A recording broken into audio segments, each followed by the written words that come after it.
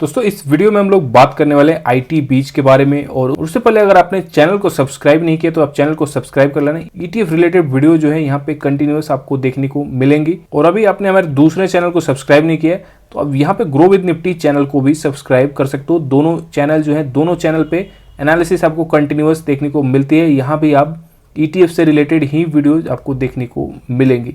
चलो वापस आते हैं एनालिसिस में। एंड आईटी चार्ट पे अगर पुराने लोग होंगे ना जो मुझे इस चैनल से जानते होंगे, ग्रो विद निफ्टी चैनल से, तो यहाँ पे आप कमेंट करके बताना कि मैंने आपको एक सवाल पूछा था कि ये कौन सा पैटर्न बन रहा है। किसको याद है, चाहे तो आप कमेंट में बता सकते हो कि हाँ मुझे याद है। कौन, इससे पता क्या चलेगा ना, बहुत सारे लोग मेरे साथ पुराने जुड़े हुए हैं, तो देखते हैं किसको याद है ये चीज़ जो मैंने पूछी थी पहले ही कि ये कौन सा पैटर्न बन रहा है यहाँ पे। तो बहुत लोगों ने आंसर सही किए थे, तो अगर आपको याद होगा तो आप बता सकते हो कि आप उस टाइम से एनालिसिस देख रहे हो। एक्चुअल में एनालिसिस जो है ना, एनालिसिस में आपको बताता हूँ कहाँ से हमने आईटी की करनी शुरू की थी, जब ये स्टेज ब्रेकआउट हुआ था। देखो इस चीज़ को मैं हमेशा प्रेफर करता हूँ कि जब गिरावट होती है ना, तो ये मैं हमेशा आपको दिखाता हूँ पैटर्न। नीचे आता है, प्राइस जो है फिर से एक रेंज में घूमता है, काफ़ी दिनों तक घूमता है। ये हर वीडियो में रिपीट करता हूँ ताकि बहुत सारे लोग नए जुड़ते हैं, तो लर्निंग जो है वो आपकी जारी रहनी चाहिए। ऐसा नहीं कि मैं आपको सपोर्ट रेजिस्टेंस ओनली बता दिया, बस आपको वहीं देख लेना है। देखो सीखे रहोगे तो कल को मेरी वीडियो नहीं भी आएगी, आपको पता चलेगा, आप खुद से एनालिसिस कर पाओगे। ये चीज़ देखो कहीं ना कहीं से सबने सीखा है, मैंने भी कहीं ना कहीं से सीखा है, तो ये काम करता है। ये बेस बोलते हैं इसको। बेस जब पैटर्न यहाँ से निकल रहा था उसी टाइम पे आईटी की हमने बात की थी।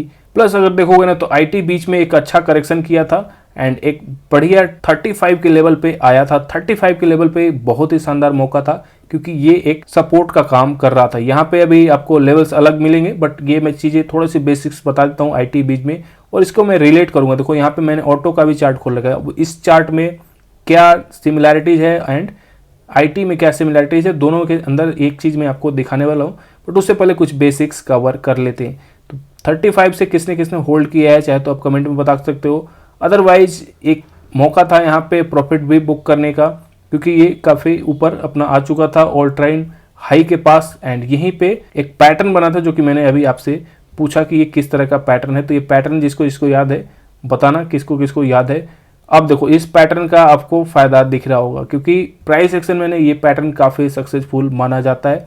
कहीं भी आप सर्च कर लो, ये पैटर्न बहुत ही सक्सेसफुल माना जाता है। इवन किसी ने यहाँ पे भी पकड़ा होगा ना इस लेवल पे ब्रेकआउट के बाद, तो भी काफ़ी अच्छा रिजल्ट आपको यहाँ से मिल सकता है। देखो मिल सकता है कहने का मतलब मिलेगा ऐसी कोई गारंटी नहीं होती, बट मिल सकता है। अब ये सकता है कि यहाँ पे क्या रिलेशन, देखो ये मैं चीज़ आपको दिखाने वाला हूँ। हो क्या रहा है यहाँ पे, ये है ऑटो का चार्ट। एंड ऑटो में देखोगे ना तो ऑटो इंडेक्स में ये हाई बना हुआ था, काफ़ी दिनों से ये हाई टूटा नहीं था। बहुत दिनों से स्टॉक जो है, स्टॉक नहीं इंडेक्स जो है काफ़ी दिनों से यहाँ पे ट्राई करता है, 2-3 बार, चौथी बार में यहाँ पे फाइनली अटेम्प्ट करता है। एंड ब्रेकआउट होने के बाद किस तरह से रैली आई हुई है, तो एक मैंने आपको स्ट्रेटजी भी बताई थी ग्रो विद निफ्टी चैनल पे ही कि किस तरह से आप एक बड़े रिटर्न को ना कैप्चर कर सकते हो। इस तरह के जो ऑटो वाले मूव्स हैं, इस तरह के इतने बड़े ये रिटर्न को आप किस तरह से, यानी कि 100% से भी ज़्यादा के रिटर्न आप किस तरह से पकड़ सकते हो ईटीएफ्स में, ये चीज़ मैंने कवर किया था स्ट्रेटजी के रूप में।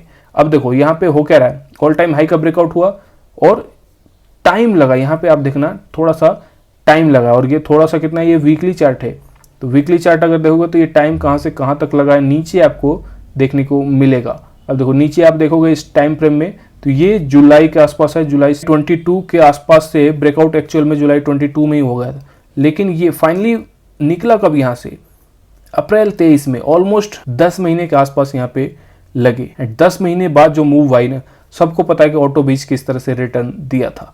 अब आईटी में क्या हो रहा है, ऐसा ही कुछ मुझे यहाँ पे भी दिख रहा है। ऑल टाइम हाई का ब्रेकआउट हो रहा है, काफ़ी दिनों बाद यहाँ पे पहुंचा है। उससे पहले से फर्स्ट टाइम यहाँ पे अटेम्प्ट किया, फेल हो गया। सेकंड टाइम यहाँ पे भी अटेम्प्ट किया, फेल हो गया। वापस ऊपर आया और इसको तोड़ा, वापस रीटेस्टिंग की इसी लेवल पे, एंड देन अभी निकल रहा है। तो अब देखो आपको यहाँ पे जो मैं चीज़ बता रहा था कि यहाँ पे टाइम लगा है। एक्चुअल में ब्रेकआउट होने के बाद भी ना 10 महीने ये टाइम लिया है, फिर से यहाँ कंसोलिडेट किया है बड़ा मूव कैप बनाने के लिए। एंड वही चीज़ यहाँ पे भी मुझे लग रहा है कि आने वाले दिनों में होने वाली है। यानी कि ऑफकोर्स यहाँ पे पेशेंस जो है आपका लगेगा। अब ये छोटी मूव्स के लिए अगर आप इस वीडियो को देख रहे हो तो छोटी मूव्स के लिए मैं आपको बताता हूँ कि यहाँ पे जो सपोर्ट है, ये सपोर्ट एक काम करेगा। अभी मैं आईटी बीज में भी आपको लेवल्स बता दूंगा एग्जैक्टली, बट अभी प्राइस सेक्शन पे समझ लो। लेकिन जो लोग बड़े मूव्स यानी कि बड़ी मछली कैप्चर करना चाहते हैं ना, उनको थोड़ा टाइम देना पड़ेगा और इस कंसोलिडेशन में वेट करना पड़ेगा। क्योंकि अभी हो क्या रहा है, निफ्टी का आप चार्ट देख रहे हो, हालत खराब है निफ्टी की, बहुत सारे सेक्टर्स की हालत खराब है। तो आईटी आपको किस तरह से लग रहा है कि यहाँ पे आईटी बच जाएगा? चांसेस कम है, क्योंकि फिर भी देखोगे तो आईटी बहुत कम गिरा है। जिस हिसाब से आईटी है सेक्टर वाइज बहुत कम गिरा है, नहीं तो सारे सेक्टर्स में 15% गिरे पड़े हैं। इवन एफएमसी जैसे सेफेस्ट सेक्टर वो भी काफ़ी नीचे पड़ा हुआ है, बट आईटी अभी भी 4% की गिरावट में ही है। उल्टा ये ऑल टाइम हाई के आसपास चल रहा है। तो यहाँ से मोस्टली जो है ना आने वाले दिनों में रेंज बाउंड एक्शन एक बड़े लेवल पे चलने वाली है। एंड जैसे मार्केट ब्रॉडर मार्केट यानी कि निफ्टी जो है अपना सही करता है, आईटी जो है ना यहाँ से मोस्ट प्रोबेबली लीडर के रूप में निकलने वाला है।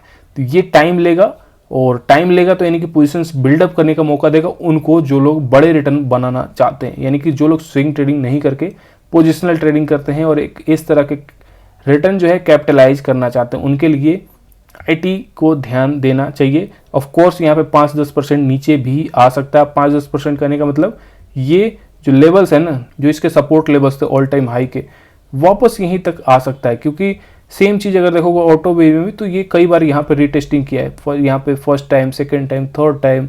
तो जरूरी नहीं है कि 3 टाइम करेगा, लेकिन ऐसा हो सकता है। ये चीज़ मैं आपको इसलिए दिखा रहा हूँ, ऑलरेडी एक बार हो चुका है।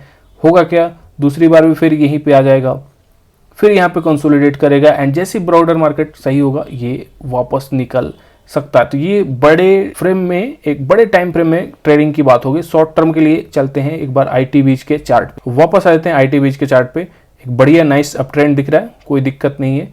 एंड इसमें देखो ये चीज़ मैं बोल रहा था कि एक अप ट्रेंड यहाँ बड़ा आया, एक लेग निकला, दूसरा लेग निकला है, तो ये वापस इस तरह से नीचे आ सकता है। ठीक है, तो ये चीज़ आप ध्यान देना। एंड इसलिए 44-45 का जो लेवल है फिर से इंपॉर्टेंट हो जाता है।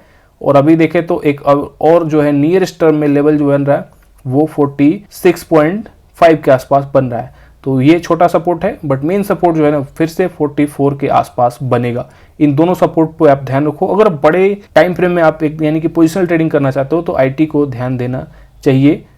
ये कोई बाइंग एंड सेलिंग रिकमेंडेशन नहीं है। ऑफ कोर्स यहाँ पे टाइम लग सकता है, वो टाइम 1 साल भी हो सकता है, 1.5 साल भी हो सकता है, 6 महीने भी हो सकता है, डिपेंड करता है मार्केट टाइमिंग पे। यानी कि आईटी यहाँ से कितना जल्दी निकलेगा ये सारा कुछ डिपेंड करेगा निफ्टी पे भी। ये थी आईटी की एनालिसिस। एंड शॉर्ट टर्म में मैंने आपको बता दिया यहाँ पे कि 46 का सपोर्ट जो है ये इंपॉर्टेंट है। और अभी सपोर्ट जो है ना, छोटे छोटे सपोर्ट्स काम नहीं करेंगे, उनके चांसेस जो है ना फेलियर के वो ज़्यादा रहेंगे, क्योंकि ब्रॉडर मार्केट गिरा हुआ है और ज़्यादा वीकनेस दिख रही है।